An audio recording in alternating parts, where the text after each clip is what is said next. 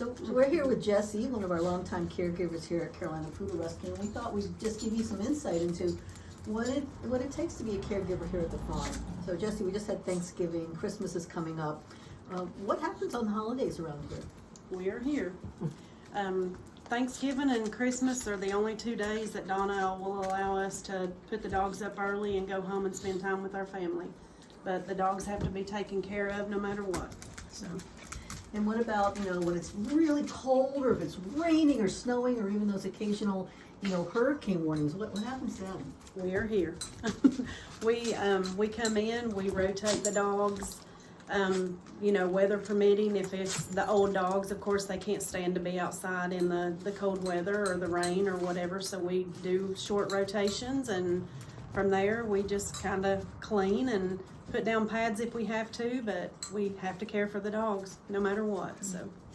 Now I noticed that sometimes when I look out at the farms, I see the same dogs all out there all at once, and you guys call them play groups. Talk to me about that.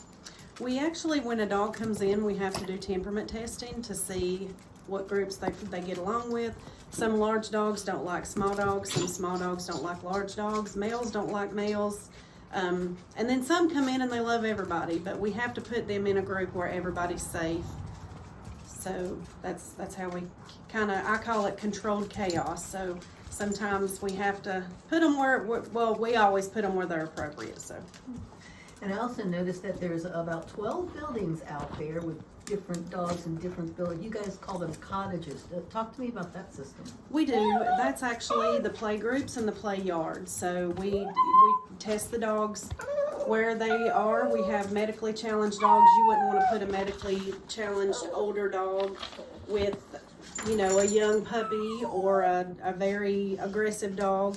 So we temperament test them and we put them where they're most safest to live. So.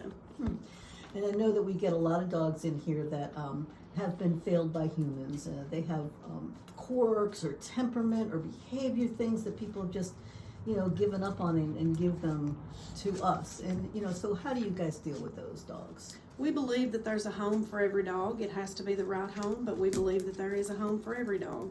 But we also have long-term care here. And if a dog is not appropriate or doesn't find its home, then it has a home here and it can live out its life here. And I know that we have people here all day caring for all the animals, but then I also noticed that we have people coming in at night. What's up with that? Absolutely. The dogs have to be let out, and they have to be fed and have to be medicated and taken care at night too. So it's a full-time job. It's 2 shifts. It's 24/7, but the dogs have to be taken care of. And now one of the things that I don't think people really think about too much when they think about us is that we do have some dogs that pass away while they're in our care here on the farm. Tell me about that. We do, and that's actually one of the hardest parts of this job is having to see a dog to end a life. It's hard. We cry. It's never easy letting one go, but sometimes if a dog doesn't have a good quality of life, then we try everything. We will cook special food for them. We will, we go above and beyond for them. But sometimes we do have to do that. It's hard and it's heartbreaking. Sorry. Now I know there's many people that have never visited out here at the farm. Maybe they're going to come someday. But what would you like them to know about what it's like to be a caregiver here? We'll wrap up with that. If you've never been to the farm, you absolutely need to make that drive out here. It's a wonderful feeling. We have dogs that come in that they're just flea-ridden and, skinny and have been abused and just different issues. And then after a month or 2 here, they're fun-loving. This is one in my lap right now. Liesel came in and she was skin and bones, and look at her now. She's just happy to be in this world. So if you've never had a chance to come visit the farm, it is a stress relief, and you should make that travel to come out to the farm. Well, thanks a lot, Jessie, for sharing about what it's like to be a caregiver here at Carolina Poodle Rescue. Thank you.